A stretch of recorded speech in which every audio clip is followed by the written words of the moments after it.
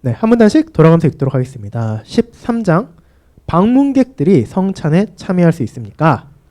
개혁교회에서는 공적으로 개혁신앙을 고백한 교인들만 성찬에 참여할 수 있습니다.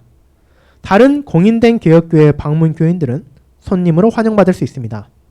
이때는 보통 신실한 교인임을 증명하는 추천서를 제시하는 방식으로 이루어집니다.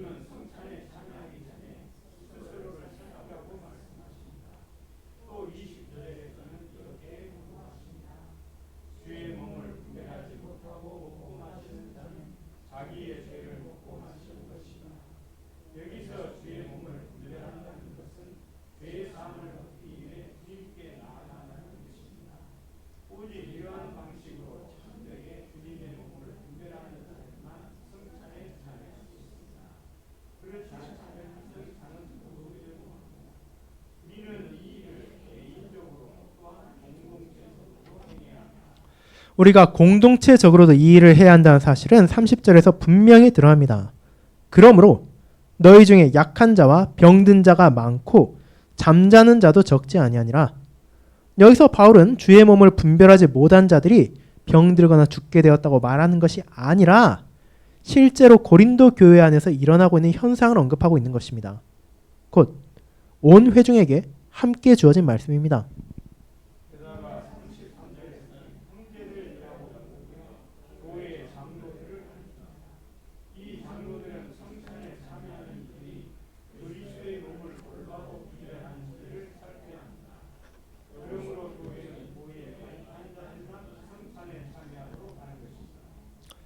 이러한 실천은 교회 회원이 아닌 사람들의 신앙의 진실성을 판단하려는 것이 아닙니다.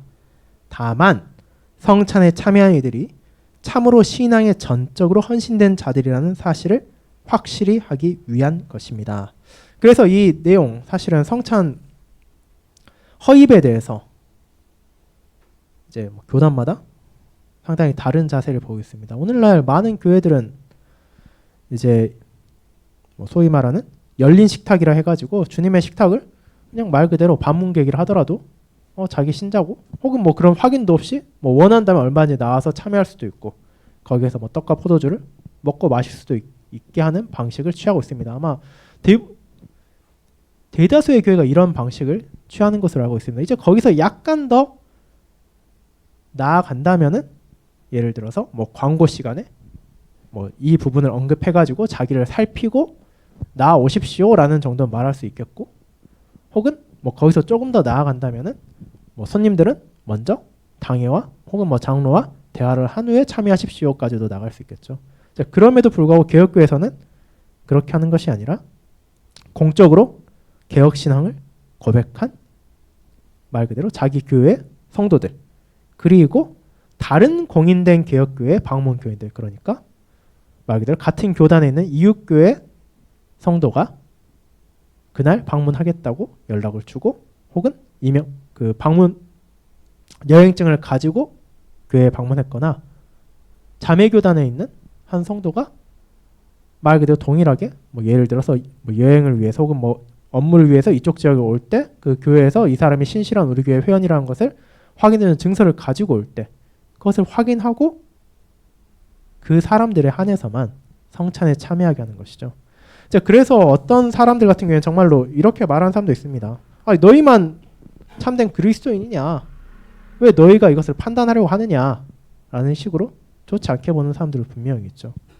자, 그럼에도 불구하고 이렇게 하는 이유는 무엇인가를 생각해 보면은 이 고린도서 11장 28절부터 나오는 자신을 돌아보라는 내용.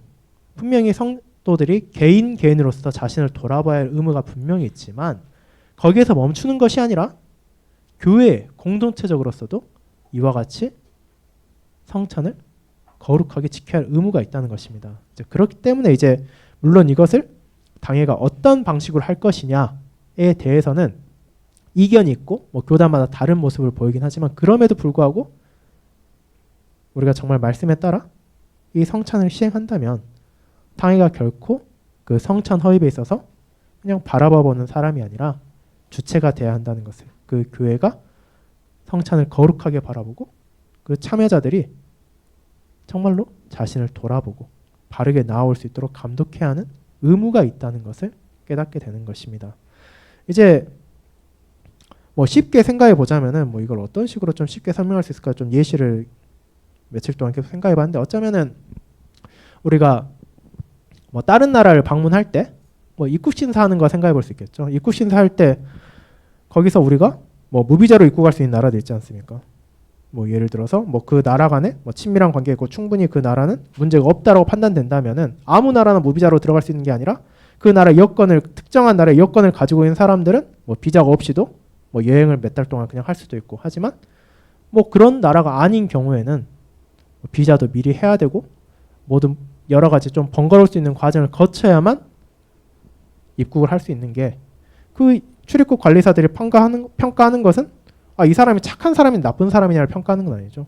분명히 대다수의 사람들은 뭐 그런 비자 없이 여권 없이 들어와도 아무 문제 없이 그 나라에서 볼일을 보고 뭐 관광을 하거나 일을 하고 돌아가겠지만, 그러지 않은 사람도 있을 수 있기 때문에 그 사람들이 불편하다 하더라도 번거롭다 하더라도 이런 규칙을 지키고 또 그것을 통해서 그 나라의 혹은 그 지역의 질서를 유지하는 것처럼 우리 역시도 교단이 혹은 교회의 당회가 한 사람 개개인의, 여기 나온 것처럼 그 사람의 신앙이 진실성이 있냐 없냐를 판단하는 것이 아니라 우리가 신앙으로 전적으로 헌신된 자라는 것을, 우리가 그 사람이 누구인지 알지 못하기 때문에 그 사람이 뭐 나쁘다 말하는 게 아니라 알 수 없기 때문에 이제 그런 손님들 같은 경우에는, 아직 공적으로 신앙을 고백하지 않은 사람들 같은 경우에는 그 자리에 앉아서 성찬에 함께 해주시기를 권한다라는 내용입니다.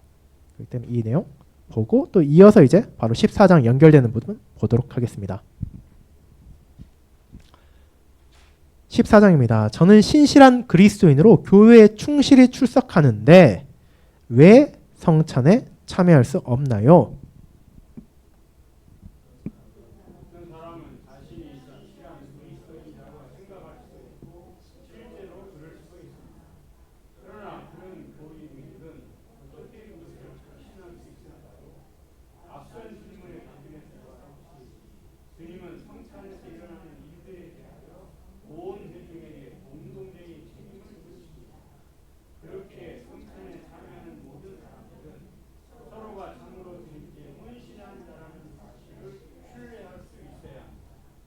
신앙 고백은 공적으로 자신이 개혁신앙, 즉 참된 신앙을 받아들였음을 드러내는 행위입니다.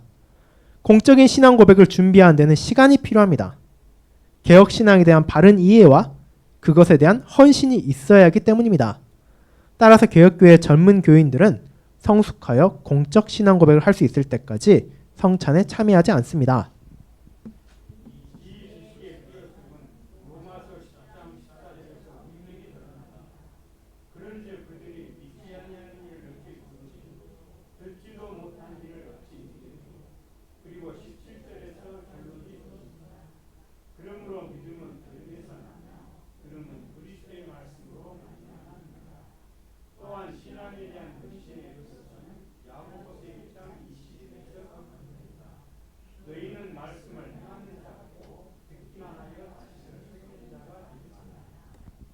중요한 것은 구원이 성찬에 참여하는 데 달려있는 것이 아니라는 사실입니다. 오히려 주님은 성찬을 믿는 이들에게 주시는 특별한 추가적 확증으로 곧 그들의 죄가 용서받았음을 확신시켜 주시기 위해 성찬을 주신 것입니다. 이제 그렇기 때문에 이제 왜 공적 신앙 고백 혹은 성인 세례를 그렇게 중요시하는가라고 한다면은 그와 같은 공적인 신앙 고백, 성인 세례를 통해서 자신이 이 말씀에서 기록하고 있는 것을 바르게 믿고 있다는 것을, 우리의 신조들이 고백하는 것을 말과 행동으로 지키겠다 하는 것을 공적으로 선포하는 행동이기 때문에 그렇죠. 이제 물론 이제 그런 공적으로 신앙을 고백한 사람이라 하더라도 이제 그런 삶을 살지 않은 경우도 있지만, 이제 그런 경우에는 당연히 장로와 목사가 그런 사람을 권면하고 또 돌이키도록 해야겠지만, 일반적으로는 그렇게 공적으로 신앙 고백했다는 것 자체가 이제 그 사람이 하나님 앞에서 거짓을 말하지 않았다면 우리가 개혁교회 신조들이 고백하는 바에 따라서 사도신경, 니케아 신경, 아타나스 신경, 그리고 벨기에 신앙 고백서, 하이데겔 교리문답, 돌트 신조를 포함하여 이 모든 내용들을 정말로 바르게 고백하고 또 그에 따라 살아가겠다는 것을 맹세한 것이기 때문에 우리가 그런 사람을 받아들인다라는 것이죠. 이제 그렇기 때문에 여기서 나오는 거, 우리가 성찬에 누군가를 참여하고 혹은 누군가를 참여하지 못하게 할 때 그게 우리가 성찬에 참여한 사람들 구원받은 사람, 참여하지 못한 사람 구원받지 못한 사람들이다라고 판단을 내린 것이 아니라 이 성찬의 상을 거룩하게 지키기 위해서 행하는 것이라는 것을 우리도 알아야 되고 또 성찬에 참여하지 못하게 된 손님들이나 방문자들도 또 알아야 한다라는 것을 나오고 있죠. 이제 그럼에도 불구하고 공적으로 신앙 고백한 사람, 성인 세례를 받은 사람들은 마땅히 성찬에 나와야 되는 의무가 또 있다는 것을 우리가 기억해야 할 것입니다. 네, 거기까지 하고 이제 8장 다시 앞으로 돌아가서 이제 언약 부분 보도록 하겠습니다. 네, 상당히 큰 주제이고 중요한 주제이기도 합니다. 사실 개혁교회 신앙에 있어서 핵심 중에 하나가 이 언약인데 이 언약에 대해서 최대한 간단하게 정리한 내용들입니다. 원래 당연하지만 이제 기독교 신앙에 있어서 언약에 대해서만 다루는 책도 많고 그 하나하나가 정말 뭐 1년을 공부해도 뭐 모자랄 정도로 두꺼운 책들도 많지만 여기서는 이제 개혁 신앙을 처음 접한 사람들에게, 개혁교회를 처음 접한 사람들에게 당신들이 생각하는 언약이 뭔가 다른 것 같은데 어떤 면에서 다릅니까? 라고 할 때 우리는 언약에 대해서 이렇게 받아들이고 있다라는 내용이라고 보시면 되겠습니다. 그래서 이제 8장 언약이란 무엇입니까? 살펴보도록 하겠습니다. 언약은 양측의 약속을 포함하는 계약 혹은 합의라고 말할 수 있습니다. 예를 들어 사업에서는 일정한 금액을 받고 특정한 일을 하기로 합의할 수 있습니다. 이런 언약은 그 조항들이 지켜질 때 유지됩니다. 일이 끝나고 대가가 지불되면 그 언약은 성취된 것입니다. 언약은 국가들 사이에서도 맺어질 수 있으며 오늘날 우리는 이것을 조약이라고도 부릅니다.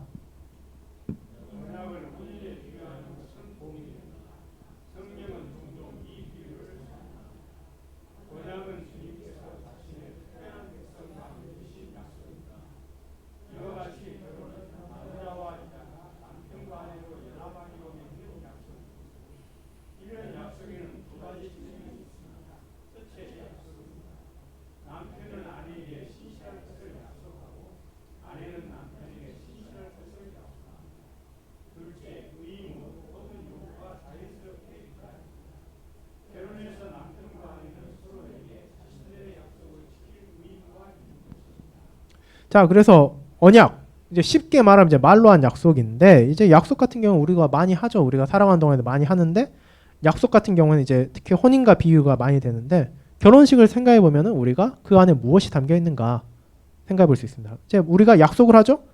남편이 아내에게, 아내가 남편에게 이제 남은 삶 동안 당신에게 신실하겠습니다라고 약속을 하는데 그럼 그 약속만은 끝나냐? 그게 아니라 이제 그 약속에 따라 살아가야 될 의무가 두 부부에게 한 쌍의 부부에게 요구되는 거죠. 그 사람들이 그냥 말로만 한 게 아니라 그 혼인 관계라는 약속 안에 묶여 있는 사람으로서 실제로 그와 같은 삶을 살아야 한다라는 것이 나타나는 것처럼 약속의 측면이 있고 의무의 측면이 있다라는 것을 보여줍니다. 이 언약의 조건은 주님께서 홀로 정하십니다. 우리 곧 인류는 그 조건에 대해 어떤 말도 할 수 없습니다. 이것은 사업계약과는 대조적입니다. 사업계약에서는 양측 모두 그 내용에 대해 발언할 권리가 있고 협상을 통해 합의된 조건이 도출됩니다. 그러나 주님과 그 백성 사이에는 그렇지 않습니다. 그러나 하나님께서 언약을 세우신 후에는 양측 모두 각자의 역할을 수행해야 합니다.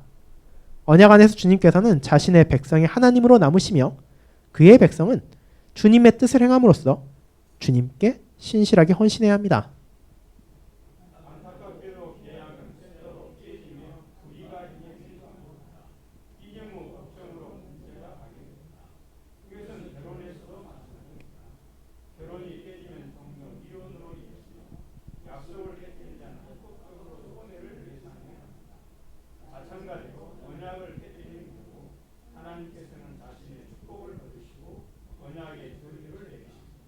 자, 그래서 이제 우리가 일반적으로 알고 있는 언약, 뭐 약속을 한다 그러면 사실은 한쪽이 일방적으로 뭘 해라라고는 하는 경우 거의 없죠. 이제 보통은 대등한 관계에서 언약을 맺는다 그러면은 서로 이제 조건과 뭐 할 수 있는 것, 할 수 없는 것을 구분해가지고 뭐 내가 이것을 하면은 당신은 이것을 해주십시오. 예를 들어서 뭐 내가 뭐 이날까지 뭘 한다 그러면은 당신은 거기에 대해서 비용을 얼마 주십시오라고 하는 거고 그 조건을 서로 이제 동등한 입장에서 맞추는 건데 하나님과 사람의 언약에 있어서는 그렇지 않다. 그 조건은 하나님이 정하셨다.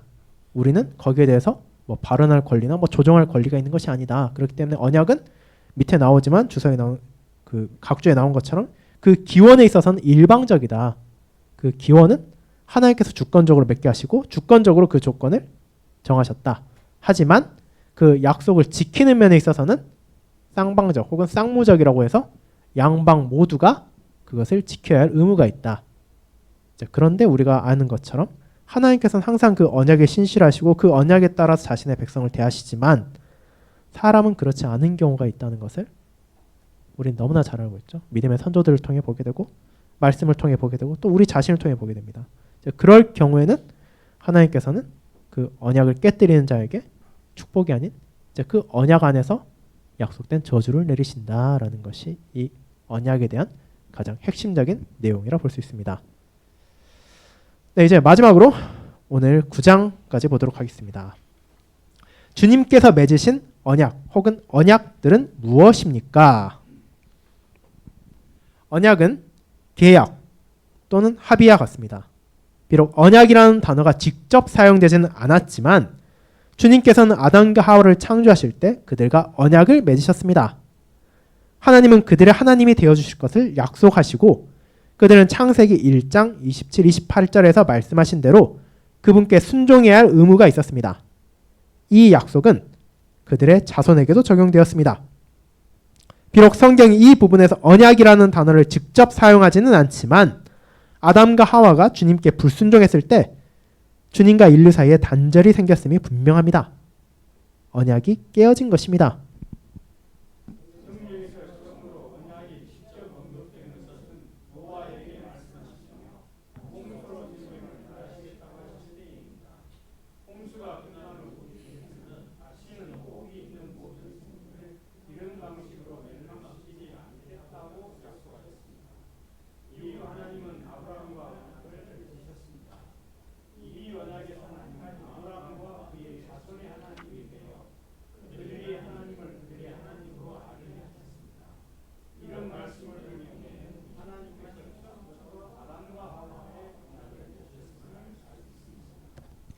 앞서 언급했듯 하나님은 아담과 하와를 창조하실 때 언약을 맺으셨습니다. 하나님은 아담을 하와와 더불어 하나님 자신과의 관계 속에 있게 하셨습니다.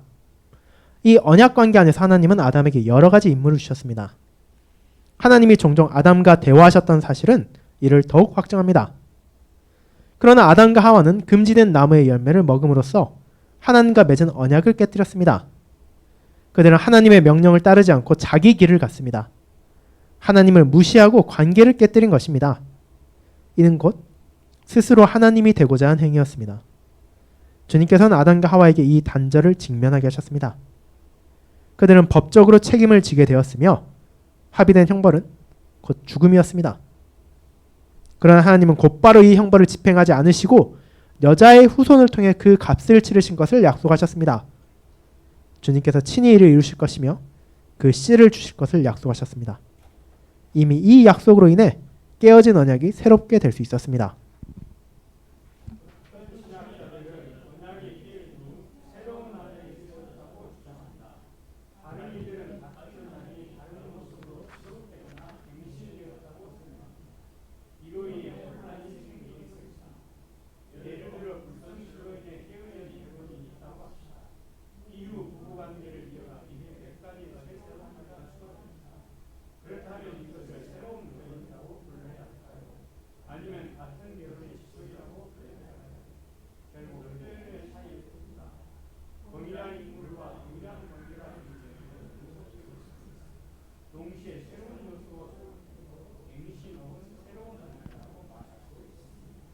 자, 그래서 이 부분이 뭘 말하고 있냐? 특히 이제 장로교 배경에 있는 사람들이 개혁교회 왔을 때 이제 좀 어려움을 느낄 수 있는 부분 중에 하나인데, 사실 우리 개혁교회 신조를 보게 되면은 언약이 몇 개냐에 대해서 말하고 있지 않습니다.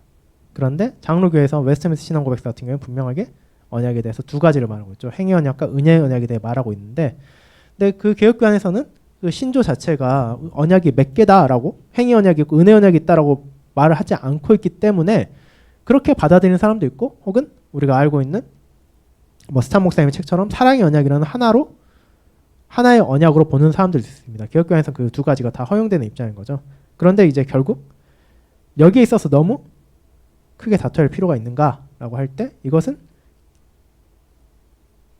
말 그대로 그 사람들이 표현의 차이일 뿐이지 그 두 가지를 다 인정하지 않는 게 아니다라는 것을 여기서 말하고 있습니다. 그것으로 너무 크게 다툴 필요는 없다. 이제 우리가 그럼 어떤 면에서 언약이 두 가지다라고 주장하는 사람도 있고, 어떤 면에서 한 가지로 말하는 사람도 있냐라는 것을 이제 간단하게 정리해 볼 필요가 있다라고 해서 이 내용이 이어지는 것을 보게 됩니다. 이전 언약이 깨진 후 새로운 언약이 세워졌다. 즉 언약이 두 개다라고 말하는 신학자들은 하나님이 처음 아담과 헤와가 맺으신 언약을 행위 언약이라고 부릅니다. 이는 인류가 이 언약을 유지하기 위해 약속된 행위를 수행해야 한다는 것입니다. 아담이 해야 할 일은 단순히 하나님의 말씀을 듣고 그분을 신뢰하며 하나님께서 명하신 것을 행하는 것이었습니다. 이는 하나님께서 주신 특권이었습니다. 새로운 혹은 갱신된 언약은 은혜의 언약이라 불립니다. 이 이름은 대체로 신학자들이 동의하는데, 새 언약은 전적으로 하나님의 은혜에 기초하기 때문입니다. 이는 사람이 전혀 받을 자격이 없는 선물이자 특히 하나님을 거역한 후에도 주어지는 은혜입니다. 이 은혜 언약은 인류가 죄에 빠진 직후 하나님께서 여자의 후손과 뱀의 후손 사이에 적대감을 주셨을 때 시작되었습니다.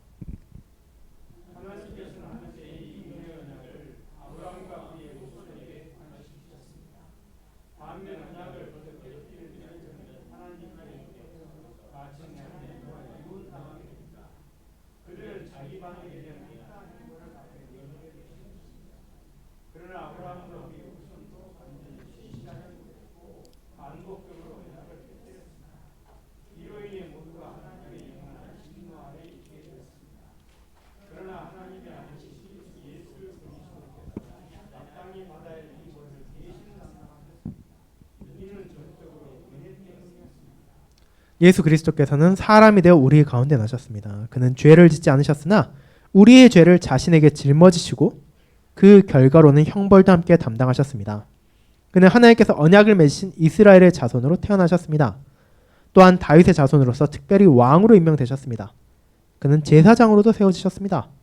따라서 우리 중 한 사람으로 오셔서 우리의 자리를 대신해 언약의 파기를 속량하셨습니다.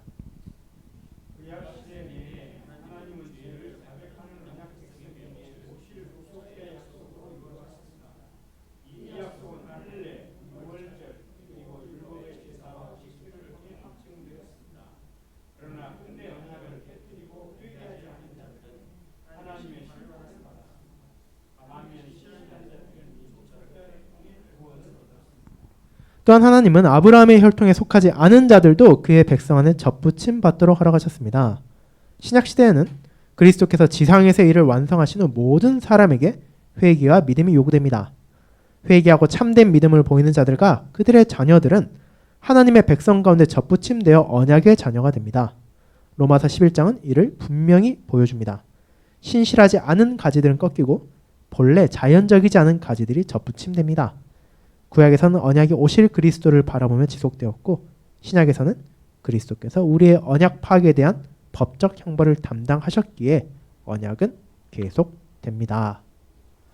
네, 그래서 여기까지 해서 언약에 대한 말 그대로 가장 핵심적인 부분들, 기초적인 부분들 함께 다루었습니다. 그래서 이 언약은 대체 무엇인가, 그리고 신자와 하나님 사이에 있는 언약은 몇 개인가, 그리고 그것들은 도대체 어떤 의미를 가지고 있는가에 대해서 간략하게 살펴보았으니 또 이 부분 또 잘 돌아보실 수 있기를 바랍니다. 네, 그래서 다음 주일에는 이제 10장부터 이어서 하도록 하겠습니다. 다음 주일 10장, 11장 그리고 그 뒤에 15장 그 뒷부분 이어서 하도록 하겠습니다. 이제 한 아마 두 번 정도 더 하면은 이제 왜 그런가요를 마무리할 수 있을 것 같습니다. 이 내용이 최대한 간단하게 정리된 거지만 이제 그럼에도 불구하고 이제 내용 살펴보면 아는 것은 이제 개혁교회가 어떻게 구별되는가, 왜 이런 부분을 보이는가에 대한 거기 때문에 또 그런 교회 다니는 우리로서는 또 잘 알고 또 설명할 수 있어야 하는 부분이라는 것을 깨닫게 됩니다.